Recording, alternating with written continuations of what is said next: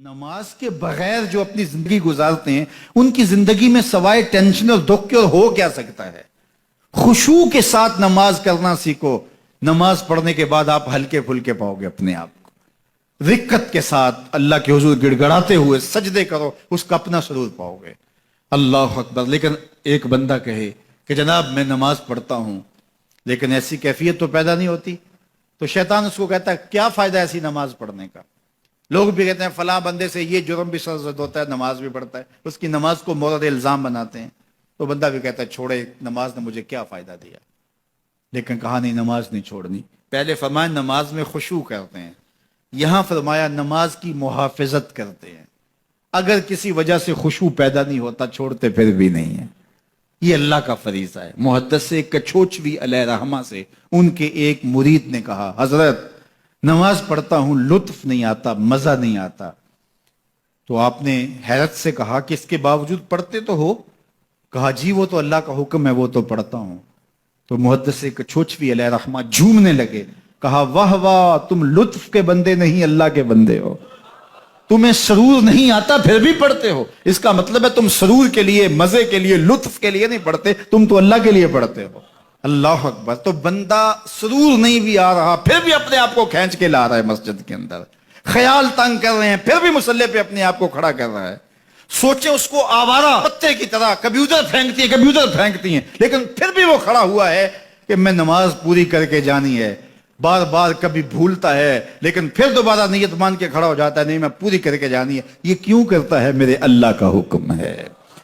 تو خشوع کی وہ کیفیت نہ بھی ہو تو کہا محافظت پھر بھی کرتے ہیں. یہ خوش نصیب لوگ ہیں. اولئک هم الوارثون, یہ لوگ وارث ہیں. یہ لوگ جن میں یہ خوبی ہیں یہ وارث ہیں. کس چیز کے وارث ہیں؟ مال کے, دولت کے, کوٹھیوں کے, کاروں کے, محلات کے. کہا الذین یرثون الفردوس, یہ جنت الفردوس کے وارث. ہم فیہا خالدون, اس جنت سے وہ کبھی الگ بھی اس میں ہمیشہ رہیں گے.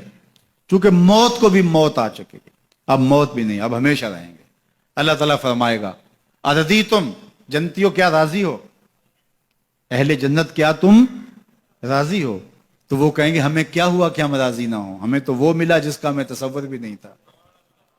ہمیں جنت مل گئی, محلات و قصور مل گئے. جو سب سے آخر میں جنت میں جائے گا, سب سے آخر میں, جس کو ہماری پنجابی میں پھاڑا کہتے ہیں, سب سے آخر میں, اس کو جنت میں کتنی جگہ ملے گی؟ جو بندہ سب سے آخر میں آتا اس کو دھوپ میں جگہ ملتی ہے, جو اس سے تھوڑا سا پہلے آ گیا اس کو برآمدے میں ملی, جو اس سے پہلے آیا اس کو اندر جگہ ملی. ایسے ہی ہوتا ہے. تو جو سب سے آخر میں جائے گا جنت میں تو وہ سب سے بڑا گناہگار ہوگا, اور جہنم کے رگڑے سہ سہ کے وہ جہنم سے نکلے گا سب سے آخر میں. بخاری شریف میں تذکرہ موجود ہے. اللہ کے حضور حاضر ہوگا اور اللہ اس بندے کو کہے گا بتا کیا چاہیے. وہ کہے گا مالک مجھے یہ چاہیے. اللہ فرمائے گا لکا ما تمنیت, جو تو نے آرزو کی جات سب کچھ میں نے تیری جھولی میں ڈال دیا, اب جنت میں چلا جائے.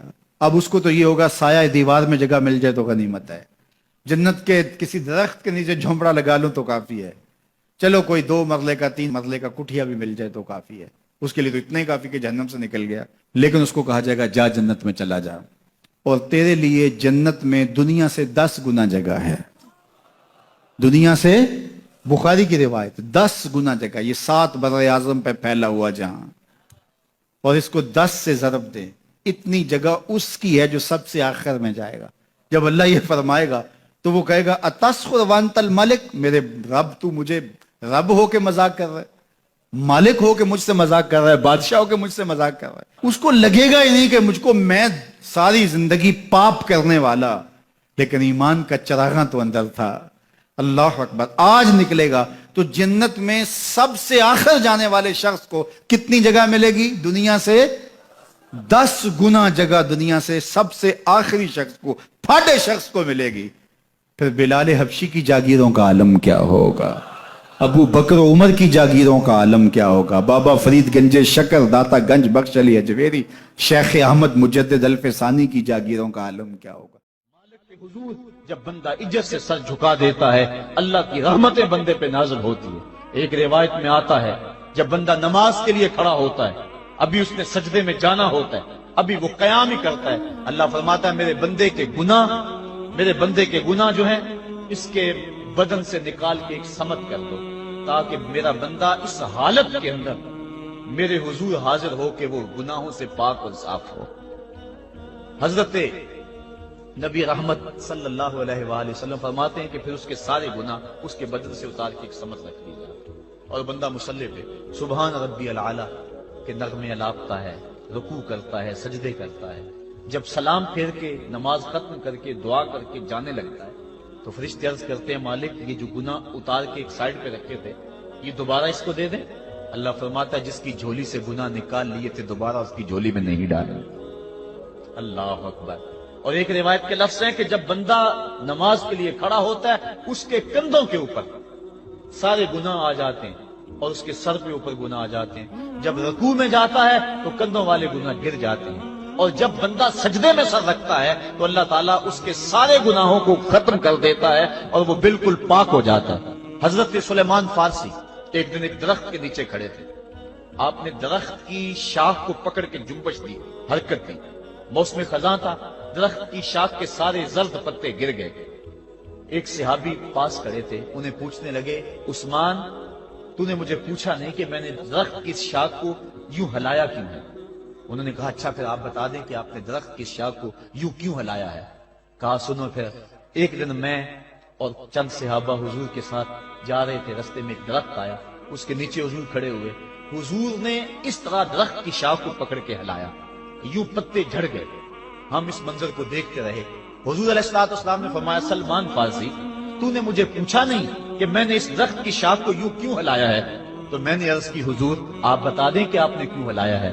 فرمایا سلمان جس طرح اس درخت کی شاخ کو ہلایا گیا اور سارے پتے جھڑ گئے، جب کوئی بندہ سجدے میں سر رکھتا ہے نماز پڑھتا ہے اس کے سارے گناہ دھل جاتے ہیں اور وہ پاک اور صاف ہو جاتا ہے۔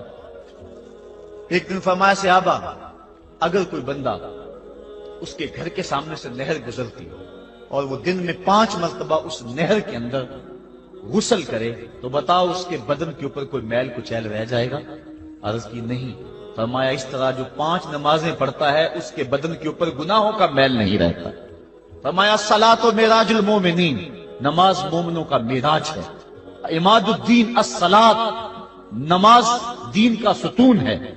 حبب الی من دنیاکم ثلاث الطیب والنساء وجعلت قرۃ عینی فی الصلاۃ، مجھے تمہاری دنیا سے صرف 3 چیزیں پسند ہیں، خوشبو، منکوحہ بیویاں اور میری آنکھوں کی ٹھنڈک نماز میں رکھی ہے۔ اور حضور نے یہ بھی ارشاد فرمایا من ترک الصلاۃ متعمدا فقد کفر، جس نے جان بوجھ کے نماز چھوڑی گویا اس نے کفر ہی تو کیا، یعنی کافروں والا کام کیا۔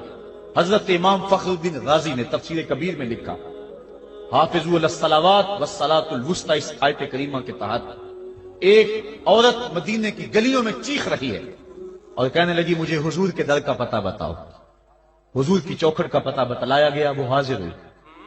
آقا کریم صلی اللہ علیہ وسلم کی خدمت میں عرض کی حضور میرا خامد سفر پہ گیا ہوا تھا اور میں نے اس کی عدم موجودگی کے اندر زنا کر لیا، حمل ٹھہر گیا اور جو بچہ پیدا ہوا میں نے مارے شرم کے اس بچے کو سرکے کے مرتبان میں ڈال دیا اور پھر اسی سرکے سے میں لوگوں کو فروخت کرتی رہی۔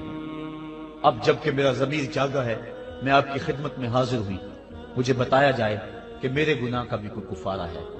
حضور نے ارشاد فرمایا جو تو نے زنا کیا ہے اس کی سزا رجم ہے کیونکہ تو شادی شدہ ہے، اور جو تو نے بچے کو قتل کیا ہے قتل کی سزا قتل ہے، اور جو تو نے سرکہ بیچا ہے فقد ارتکبت کبیرہ، تو نے کبیرہ گناہ کیا ہے، اس کی سزا تو قیامت کے دن پائے گی۔ اس کے بعد حضور فرمایا ان تینوں گناہوں کی یہ سزا ہے، لیکن جس طرح تو گھبرائی ہوئی آئی تھی میں تو یہ سمجھا تھا شاید تیری نماز اثر قضا ہو گئی ہے۔ اب آپ اندازہ کریں کہ نماز کی اہمیت کیا ہے اور ہم اس بات میں کتنی سستی کرتے ہیں۔ کسی سے پوچھا جائے نا آؤ نماز پڑھنے چلے، وہ کہتے ہیں بس یار میرے کپڑے پلید ہیں، کپڑے میرے پاک نہیں۔ تیرے کپڑے کیسے پاک رہ سکتے ہیں؟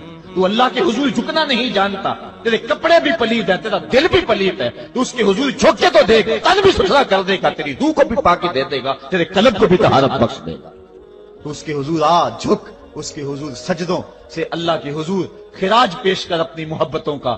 جب بندہ سجدے میں سر رکھتا ہے اللہ فرشتوں میں فخر کرتا ہے میرے بندے کو دیکھو نا بالآخر میرے حضور ہی جھکا ہے نا۔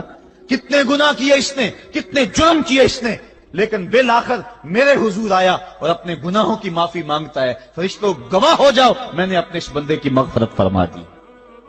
تو اللہ کے حضور نماز پڑھنے والا، بلکہ ایک روایت مسند امام احمد بن حنبل میں موجود ہے، حضور فرمایا جب بندہ نماز کے ارادے کے لیے اٹھتا ہے اور وضو کرنے کے لیے جب پانی کا پہلا قطرہ چلو پہ لیتا ہے، جو ہی اس کے بدن سے وضو کا پانی چھوتا ہے، اللہ اس کے گناہوں کو معاف فرما دیتا ہے۔ جس نماز کے قصد کے لیے اٹھیں اور وضو کریں اور پانی چھوتے ہی گناہ معاف ہو جائیں، اگر اس نماز کا اعلیٰ درجہ سجدہ کر لیا جائے تو پھر مالک کی کتنی رحمت نازل ہوگی۔ یہ کتنی بڑی دولت ہے، یہ کتنا بڑا سرمایہ ہے جس سے ہم لوگ محروم رہ جاتے ہیں۔ آؤ اللہ کی رحمتیں سجدے میں ڈھونڈے، سجدے میں پیشانی رکھ کے جب ہم اس کی رحمت کو مانگے تو وہ مالک ہمارے اوپر رحمتیں نازل کرے گا۔ آج پوری دنیا کے اوپر مسلمانوں کے ساتھ جو حالات ہیں وہ کسی سے مخفی نہیں۔ کوئی کہتا ہے کہ معاشی طور پہ مسلمان کمزور ہیں، اس وجہ کو بھی میں تسلیم کرتا ہوں۔ مسلمان کے پاس آلات حرب و ضرب بھی موجود نہیں ہیں، اس وجہ کو بھی تسلیم کر لیا جائے۔ سیاسی طور پہ مسلمان کمزور ہیں، اس وجہ کو بھی تسلیم کر لیا جائے۔ یہ ساری وجہیں اپنی جگہ پہ، لیکن یہ بھی تو سنو، مسلمانوں کی تعداد اس وقت 1 ارب 40 کروڑ ہے۔ افرادی قوت اتنی کبھی بھی مسلمانوں کی نہیں ہوئی تھی۔ اس وقت مسلمانوں کے پاس ایٹمی طاقت موجود ہے، اتنی قوت عسکری کبھی بھی مسلمانوں کے پاس نہیں ہوئی تھی۔ 56 اسلامی ملک ہیں جن میں قیمتی معدنیات سے اور تیل کی دولت سے اور سونے کی قیمتی معدنیات سے یہ مسلمان مالا مال ہیں۔ کیا کچھ نہیں ہے جو مسلمانوں کے پاس نہ ہو، لیکن ایک دولت چھن گئی مسلمانوں کے پاس، وہ سجدے کی آبرو، وہ سجدے کی عزت، وہ پیشانی رکھ کے اس رب کو پکارنا جو سب سے اعلیٰ ہے، جو سب سے بالا ہے، جس نے موسیٰ کے فرعون کو نیل کی موجوں میں ڈبو دیا۔ کیا پوری امت مسلمہ 1 ارب 40 کروڑ انسان سجدے میں سر رکھ کے سبحان ربی الاعلیٰ کے نغمے آلات کے اپنے رب سے گزارش کریں اور اپنی امت کا رونا روئیں؟ کشمیر میں لٹتی ہوئی جوانیاں اور کل قدس کے اندر بہتا ہوا خون، شبرغان سے لے کر کابل و قندھار تک اور موصل سے لے کر تکریب تک مسلمان کے اوپر جو ظلم و تشدد ہو رہے ہیں، اپنے رب کے حضور اس کا دکھڑا سنائیں اور اپنے مالک کو کہیں میرے مالک ہم لٹ گئے، ہم کٹ گئے، ہم پٹ گئے۔